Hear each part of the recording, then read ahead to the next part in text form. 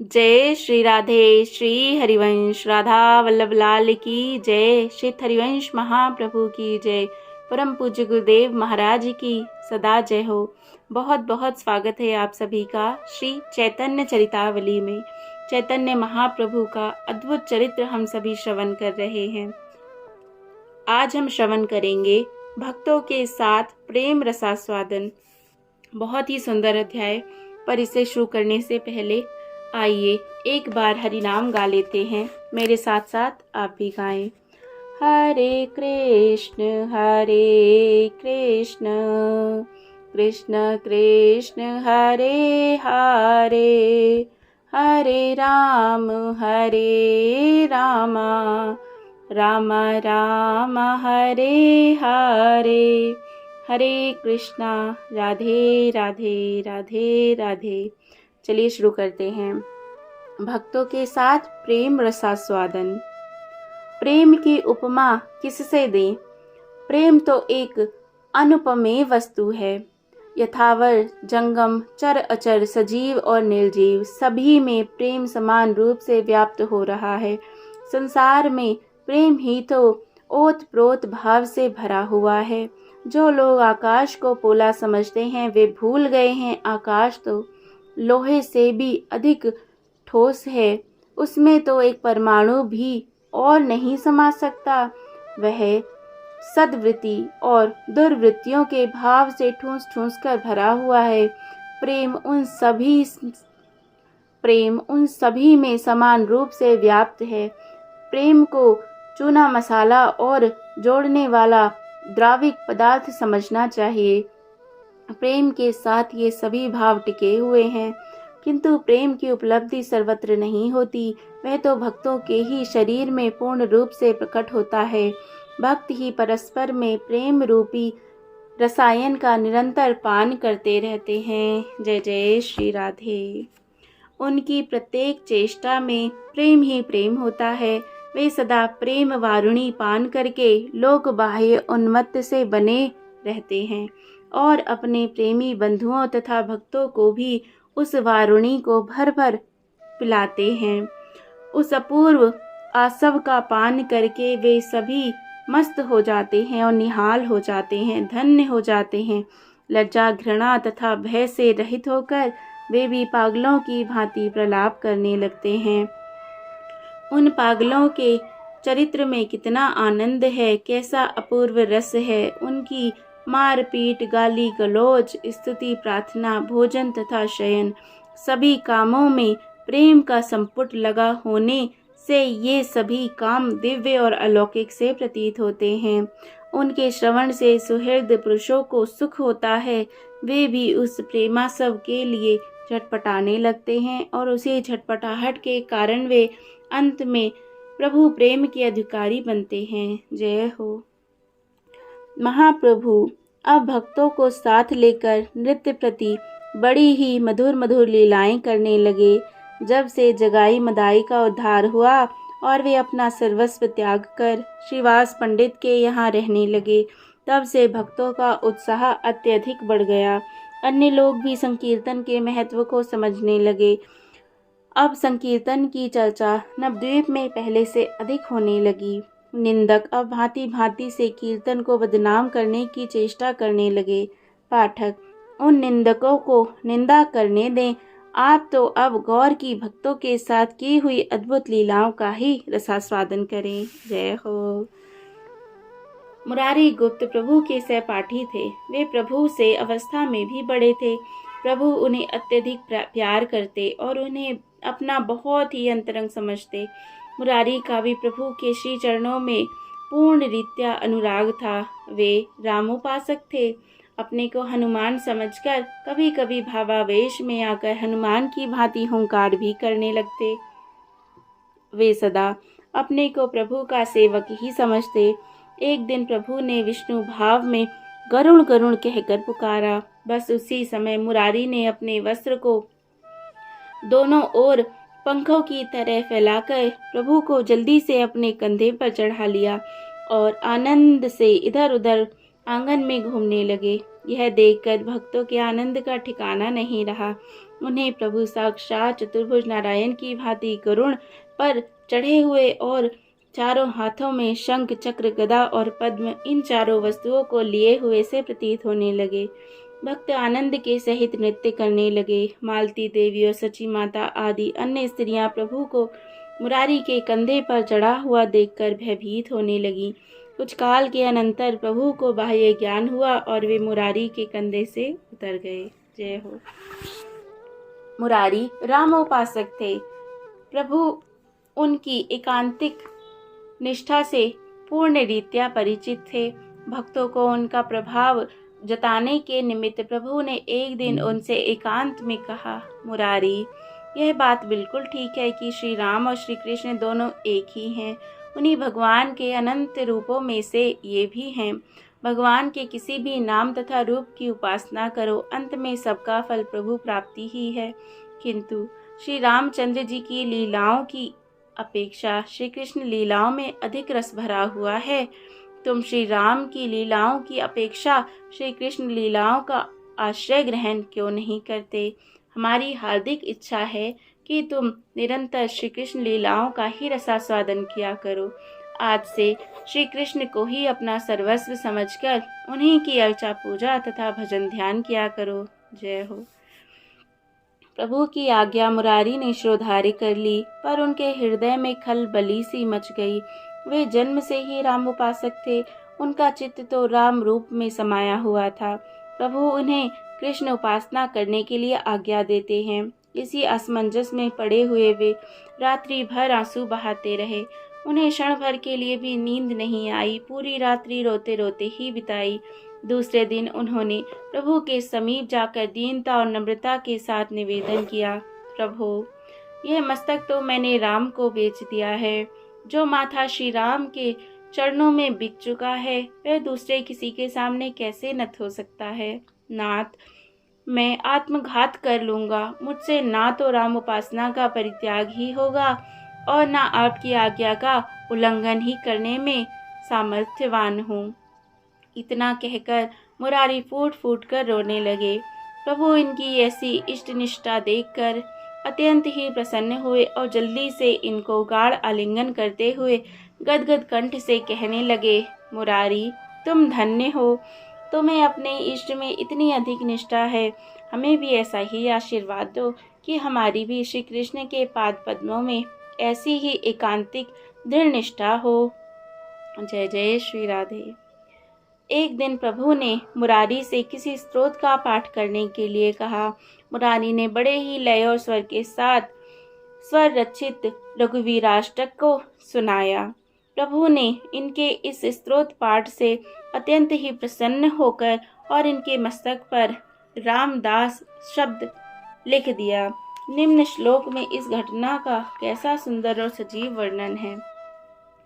वे प्रभु राज सिंह श्री रामचंद्र जी के इन 8 श्लोकों को सुनकर बड़े प्रसन्न हुए और वैद्यवर मुरारी गुप्त के मस्तक पर अपने श्री चरणों को रखकर उनसे कहने लगे, तुम्हें मेरी कृपा से श्री रामचंद्र जी की अविरल भक्ति प्राप्त हो। ऐसा कहकर प्रभु ने उनके मस्तक पर रामदास ऐसा लिख दिया। इस प्रकार प्रभु का असीम अनुग्रह प्राप्त करके आनंद में विभोर हुए मुरारी घर आए। आते ही इन्होंने भावावेश में अपनी पत्नी से खाने के लिए दाल भात मांगा। पवित्रता साध्वी पत्नी ने उसी समय दाल भात परोसकर इनके सामने रख दिया। अब तो ये ग्रासों में घी मिला मिलाकर जो भी बाल बच्चा अथवा कोई भी दिखता उसे ही प्रेम पूर्वक खिलाते जाते और स्वयं भी खाते जाते। बहुत सा अन्न पृथ्वी पर भी गिरता जाता। इस प्रकार ये कितना खा गए इसका उन्हें कुछ भी पता नहीं। इनकी स्त्री ने जब इनकी ऐसी दशा देखी तब वह चकित रह गई, किंतु उस पति प्राणा नारी ने इनके काम में कुछ हस्तक्षेप नहीं किया। इसी प्रकार खा पीकर सो गए। प्रातःकाल जब उठे तो क्या देखते हैं, महाप्रभु उनके सामने उपस्थित हैं। इन्होंने जल्दी से उठकर प्रभु की चरण वंदना की। उन्हें बैठने के लिए सुंदर आसन दिया। प्रभु के बैठ जाने पर मुरारी ने विनीत भाव से इस प्रकार असमय पधारने का कारण जानना चाहा। प्रभु ने कुछ हंसते हुए कहा, तुम ही तो वैद्य होकर आफत कर देते हो, लाओ कुछ औषधि तो दो। आश्चर्य प्रकट करते हुए मुरारी ने कहा, प्रभु औषधि कैसी? किस रोग की औषधि चाहिए? रात भर में ही क्या विकार हो गया? प्रभु ने हंसते हुए कहा, तुम्हें मालूम नहीं क्या विकार हो गया है? अपनी स्त्री से पूछो। रात को तुमने मुझे कितना घृत मिश्रित दाल भात खिला दिया। तुम प्रेम से खिलाते जाते थे और मैं भला तुम्हारे प्रेम की उपेक्षा कैसे कर सकता था? जितना तुमने खिलाया खाता गया।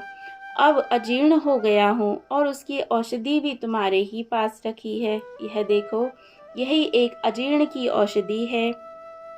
यह कहते हुए प्रभु वैद्य की खाट से समीप रखे हुए उनके उच्छिष्ट पात्र का जल पान करने लगे। मुरारी यह देखकर प्रभु से बड़ी ही जल्दी प्रभु को ऐसा करने से रोकने लगे, किंतु तब तक प्रभु आधे से अधिक जल पी गए। यह देखकर मुरारी मारे प्रेम के रोते रोते प्रभु के पाद पद्मों में लौटने लगे। जय हो। एक दिन प्रभु ने अत्यंत ही स्नेह के सहित मुरारी गुप्त से कहा, मुरारी, तुमने अपनी अहेतुक भक्ति द्वारा श्री कृष्ण को अपने वश में कर लिया है। अपनी प्रेम रूपी डोरी से श्री कृष्ण को इस प्रकार कसकर बांध लिया है कि यदि वे उससे छूटने की इच्छा भी करें तो नहीं छूट सकते। इतना सुनते ही कवि हृदय रखने वाले मुरारी गुप्त ने एक सुंदर प्रत्युत्पन्न मति से उसी समय श्लोक पढ़ा। सुदामा की उक्ति है। सुदामा भगवान की दयालुता और असीम कृपा का वर्णन करते हुए कहते हैं, भगवान की दयालुता तो देखिए, कहाँ तो मैं सदा पाप कर्मों में रत रहने वाला दरिद्र ब्राह्मण और कहाँ संपूर्ण ऐश्वर्य के मूलभूत निखिल पूर्ण आश्रय श्री कृष्ण भगवान। तो भी उन्होंने केवल ब्राह्मण कुल में उत्पन्न हुए मुझ जाति मात्र के ब्राह्मण को अपनी बाहुओं से आलिंगन किया। इसमें मेरा कुछ पुरुषार्थ नहीं। कृपालु कृष्ण की अहेतुकी की कृपा ही इसका एकमात्र कारण है। इस प्रकार प्रभु विविध प्रकार से मुरारी के सहित प्रेम प्रदर्शित करते हुए अपना मनोविनोद करते रहते थे और मुरारी को उसके द्वारा अनिर्वचनीय आनंद प्रदान करते रहते थे। अब अद्वैताचार्य के संबंध की भी बातें सुनिए। जय जय श्री राधे। अद्वैताचार्य प्रभु से अवस्था में बड़े थे, माफ करना, अद्वैताचार्य प्रभु से ही अवस्था में बड़े नहीं थे, किंतु संभवतः प्रभु के पूज्य पिता श्री जगन्नाथ मिश्र से भी कुछ बड़े होंगे। विद्या में तो ये सर्वश्रेष्ठ समझे जाते थे। प्रभु ने जिनसे मंत्र दीक्षा ली थी वे ईश्वरपुरी आचार्य के गुरु भाई थे। इसका कारण वयोवृद्ध, विद्यावृद्ध, कुल वृद्ध और संबंध वृद्ध होने के कारण प्रभु इनका गुरु की तरह ही आदर सत्कार किया करते थे। यह बात आचार्य के लिए असह्य थी। वे प्रभु को अपने चरणों में नत होकर प्रणाम करते देखकर बड़े लज्जित होते और अपने को बार बार धिक्कारते। वे प्रभु से दास्य भाव के इच्छुक थे। प्रभु उनके ऊपर दास्य भाव ना रखकर गुरु भाव प्रदर्शित किया करते थे। इसी कारण वे दुखी होकर हरिदास के साथ शांतिपुर चले गए और वहीं जाकर विद्यार्थियों को अद्वैत वेदांत पढ़ाने लगे और भक्ति शास्त्र का अभ्यास छोड़कर ज्ञान चर्चा करने लगे। प्रभु इनके मनोगत भावों को समझ गए। एक दिन आपने नित्यानंद जी से कहा, श्रीपाद, आचार्य इधर बहुत दिनों से नवद्वीप नहीं पधारे, चलो शांतिपुर चलकर ही उनके दर्शन करावे। नित्यानंद जी को भला इसमें क्या आपत्ति होनी थी। दोनों ही शांतिपुर की ओर चल पड़े। दोनों ही एक से मत वाले थे। जिन्हें शरीर की सुधि नहीं, उन्हें भला रास्ते का क्या पता चलेगा। चलते चलते दोनों ही रास्ता भूल गए। भूलते भटकते दोनों गंगा जी के किनारे ललितपुर में पहुँचे। ललितपुर में पहुंचकर गंगा जी के किनारे इन्हें एक घर दिखाई दिया। लोगों से पूछा, क्यों जी, यह किसका घर है? लोगों ने कहा, यह घर गृहस्थी सन्यासी का है। यह उत्तर सुनकर प्रभु बड़े जोरों से खिलखिलाकर हंस पड़े और नित्यानंद जी से कहने लगे, श्रीपाद, ये कैसी आश्चर्य की बात है। गृहस्थ भी और फिर सन्यासी भी। गृहस्थी सन्यासी तो हमने आज तक कभी नहीं देखा, चलो देखे तो सही गृहस्थी सन्यासी कैसे होते हैं। नित्यानंद जी की यह बात सुनकर उसी घर की ओर चल पड़े। प्रभु भी उनके पीछे पीछे चलने लगे। उस घर के द्वार पर पहुंचकर दोनों ने काषाय वस्त्र पहने सन्यासी वेशधारी पुरुष को देखा। नित्यानंद जी ने उन्हें नमस्कार किया। प्रभु ने सन्यासी समझकर उन्हें श्रद्धा सहित प्रणाम किया। सन्यासी के सहित एक परम सुंदर तेजस्वी 23 वर्ष के ब्राह्मण कुमार को अपने घर पर आते देखकर सन्यासी ने उनकी यथा योग्य अभ्यर्चना की और बैठने को आसन दिया। परस्पर में बहुत सी बातें होती रही। प्रभु तो सदा प्रेम के भूखे ही बने रहते हैं। उन्होंने चारों ओर देखते हुए सन्यासी जी से कहा, सन्यासी महाराज, कुछ कुटिया में हो तो जलपान कराइए। सन्यास जी के घर में 2 स्त्रियां थीं। उनसे सन्यासी जी ने जलपान लाने के लिए कहा। तब तक नित्यानंद जी के सहित प्रभु जल्दी से गंगा स्नान करके आ गए और अपने अपने आसनों पर दोनों ही बैठ गए। आषाढ़ का महीना था। सन्यासी जी की स्त्री सुंदर सुंदर आम और छिले हुए कटहल के कोए 2 पात्रों में सजाकर लाई। 2 कटोरों में सुंदर दुग्ध भी था। प्रभु जल्दी जल्दी कटहल और आमों को खाने लगे। वे सन्यासी महाशय वाम मार्गी थे, यह हम पहले ही बता चुके हैं। उस समय बंगाल में वाम मार्ग पंथ का प्राबल्य था। स्त्री ने पूछा, क्या आनंद भी थोड़ी सी लाऊं? सन्यासी ने संकेत द्वारा उसे मना कर दिया। स्त्री भीतर चली गई। एक बड़े आम को खाते हुए प्रभु ने नित्यानंद जी से पूछा, श्रीपाद, आनंद क्या वस्तु होता है? क्या सन्यासियों की भाषा भी पृथक होती है या गृहस्थी सन्यासियों की यह भाषा है? तुम तो गृहस्थी सन्यासी नहीं हो, फिर भी जानते ही होगे। प्रभु के इस प्रश्न से नित्यानंद जी हंसने लगे। प्रभु ने फिर पूछा, श्रीपाद, हंसते क्यों हो? ठीक ठीक बताओ, आनंद क्या है? कोई मीठी चीज हो तो मंगाओ, दूध के पश्चात मीठा मुंह हो जाएगा। आम के रस को चूसते हुए नित्यानंद जी ने कहा, प्रभु, ये लोग वाम मार्गी हैं, मदिरा को आनंद कहकर पुकारते हैं। यह सुनकर प्रभु को बड़ा दुख हुआ। वे चारों ओर घिरे हुए सिंह की भांति देखने लगे। इतने में ही स्त्री के बुलाने पर सन्यासी महाशय भीतर चले गए। उसी समय प्रभु जलपान के बीच में ही उठकर दौड़ पड़े। आनंद जी भी पीछे पीछे दौड़े। इन दोनों को जलपान के बीच में भागते देखकर सन्यासी जी भी इन्हें लौटाने के लिए चले। प्रभु जल्दी से गंगा जी में कूद पड़े और तैरते हुए शांतिपुर की ओर चलने लगे। नित्यानंद जी तो तैरने के आचार्य ही थे। वे भी प्रभु के पीछे पीछे तैरने लगे। गंगा जी के बीच में ही प्रभु को आवेश आ गया। 2 कोस के लगभग तैरकर ये शांतिपुर के घाट पर पहुंचे और घाट से सीधे आचार्य के घर। दूर से ही हरिदास जी ने प्रभु को देखकर उनकी चरण वंदना की, किंतु प्रभु को कुछ होश नहीं था।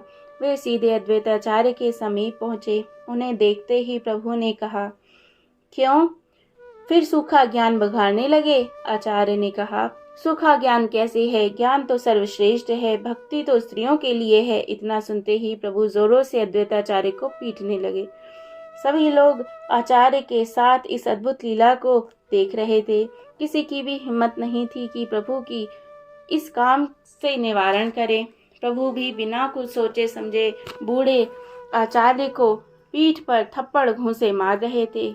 ज्यों ज्यों मार पड़ती त्यों त्यों ही अद्वैताचार्य और अधिक प्रसन्न होते, मानो प्रभु अपने प्रेम की मार द्वारा ही अद्वैताचार्य के शरीर में प्रेम का संचार कर रहे हों। अद्वैताचार्य के चेहरे पर दुख, शोक या विषणता अणुमात्र भी नहीं दिखाई दी। उल्टे वे अधिकाधिक हर्षोन्मत्त से होते जा रहे थे। झटपट और मार की आवाज सुनकर भीतर से आचार्य की धर्मपत्नी सीता देवी भी निकल आईं। उन्होंने प्रभु को आचार्य के शरीर पर प्रहार करते देखा तो घबरा गईं और अधीर होकर कहने लगी, हैं प्रभु, आप क्या कर रहे हैं? बूढ़े आचार्य के ऊपर आपको दया नहीं आती? किंतु प्रभु किसी की कहाँ सुनने वाले थे। आचार्य भी प्रेम में विभोर हुए मार खाते जाते और नाचते नाचते गौर गुणगान करते जाते। इस प्रकार थोड़ी देर के पश्चात प्रभु को मूर्छा आ गई और बेहोश हो गए। बाह्य ज्ञान होने पर उन्होंने आचार्य को हर्ष के सहित नृत्य करते और अपने चरणों में लौटते हुए देखा। तब आप जल्दी से उठकर कहने लगे, श्री हरि, मुझसे कोई अपराध तो नहीं हो गया? मैंने अचेतना अवस्था में कोई चंचलता तो नहीं कर डाली? आप तो मेरे पितृतुल्य हैं। मैं तो भाई अच्युत के समान आपका पुत्र हूँ। अचेतना अवस्था में यदि कोई चंचलता मुझसे हो गई हो तो उसे आप क्षमा कर दें। इतना कहकर ये चारों ओर देखने लगे। सामने सीता देवी को खड़ी हुई देखकर आप उनसे कहने लगे, माता जी, बड़ी जोर की भूख लग रही है, जल्दी से भोजन बनाओ। यह कहकर आप नित्यानंद जी से कहने लगे, श्रीपाद चलो, जब तक हम जल्दी से गंगा स्नान करावें और तब तक माताजी भात बना रखेंगी। इनकी बात सुनकर आचार्य हरिदास और नित्यानंद जी भी इनके साथ गंगा जी को चले गए। चारों ने मिलकर खूब प्रेम पूर्वक स्नान किया। स्नान करने के अनंतर सभी लौटकर आचार्य के घर आ गए। आचार्य के पूजा गृह में जाकर प्रभु ने भगवान के लिए साष्टांग प्रणाम किया। उसी समय आचार्य प्रभु के चरणों में लौट गए। आचार्य के चरणों में हरिदास जी लौट गए। इस प्रकार आचार्य को अपने चरणों में देखकर प्रभु जल्दी से कानों पर हाथ रखते हुए उठे और अपने दांतों से जीभ काटते हुए कहने लगे, श्री हरि, आप यह हमारे ऊपर कैसा अपराध चढ़ा रहे हैं? हम तो आपके पुत्र के समान हैं। भोजन तैयार था। सभी ने साथ बैठकर बड़े ही प्रेम के साथ भोजन किया। रात्रि भर नित्यानंद जी के सहित प्रभु ने आचार्य के घर पर ही निवास किया। दूसरे दिन आप गंगा को पार करके उस पार कालना नामक स्थान में पहुँचे। वहाँ पर परम वैष्णव गौरीदास जी घर बार छोड़कर एकांत में गंगा जी के किनारे रहकर भजन भाव करते थे। प्रभु विचित्र वेश से उनके पास पहुँचे। प्रभु के कंधे पर नाव खेने का एक ढांड रखा हुआ था। वे मल्लाहों की तरह हिलते हिलते गौरीदास जी के समीप पहुँचे। गौरीदास जी ने प्रभु की प्रशंसा तो बहुत दिनों से सुन रखी थी, किंतु उन्हें प्रभु के दर्शनों का सौभाग्य अभी तक नहीं प्राप्त हुआ था। प्रभु का परिचय पाकर उन्होंने उनकी पूजा की और अन्य सामग्रियों से उनका सत्कार किया। प्रभु ने उन्हें वह ढांड देते हुए कहा, आप इसके द्वारा संसार सागर में डूबे हुए लोगों का उद्धार कीजिए और उन्हें संसार सागर से पार उतारिए। उसे प्रभु की प्रसादी समझकर उन्होंने उसे सहर्ष स्वीकार किया। उनके परलोक गमन के अनंतर उस ढांड के अधिपति उनके पट्ट शिष्य श्री हृदय चैतन्य महाराज हुए। उन्होंने उस ढांड की बड़ी महिमा बढ़ाई। उनके उत्तराधिकारी महात्मा श्री श्यामानंद जी हुए तो संपूर्ण उड़ीसा प्रांत में ही गौर धर्म का बड़ा भारी प्रचार किया। संपूर्ण उड़ीसा देश में आज गौर धर्म का इतना अधिक प्रचार है, उसका सब श्रेय महात्मा श्यामानंद जी को ही है। उन्होंने लाखों उड़ीसा प्रांत निवासियों को गौर भक्त बनाकर उन्हें भगवान नाम उपदेश दिया। सचमुच प्रभु प्रदत्त वह ढांड लोगों को संसार सागर से पार उतारने का एक प्रधान कारण बन सका। कालना से चलकर प्रभु फिर नवद्वीप में ही आकर रहने लगे। आचार्य भी बीच बीच में प्रभु के दर्शनों को नवद्वीप आ जाते थे। इस प्रकार एक दिन श्रीवास पंडित अपने घर में पितृ श्राद्ध करके पितरों की प्रसन्नता के निमित्त विष्णु सहस्त्र नाम का पाठ कर रहे थे। उसी समय प्रभु वहां उपस्थित हुए। पाठ सुनते सुनते ही प्रभु को वहां फिर नरसिम्हा वेश हो आया और नरसिम्हा वेश में आकर हुंकार करने लगे और चारों ओर इधर उधर नजर दौड़ाने लगे। प्रभु के हुंकार और गर्जना को सुनकर सभी लोग भयभीत होकर इधर उधर भागने लगे। लोगों को भयभीत देखकर श्रीवास पंडित ने प्रभु से भाव संवरण करने की प्रार्थना की। श्रीवास की प्रार्थना पर प्रभु मूर्छित होकर गिर पड़े और थोड़ी देर में प्रकृतिस्थ हुए। एक बार वनमाली आचार्य नाम का एक कर्मकांडी ब्राह्मण अपने पुत्र सहित प्रभु के पास आया और उनके पाद पद्मों में प्रणाम करके उसने अपनी निष्कृति का उपाय पूछा।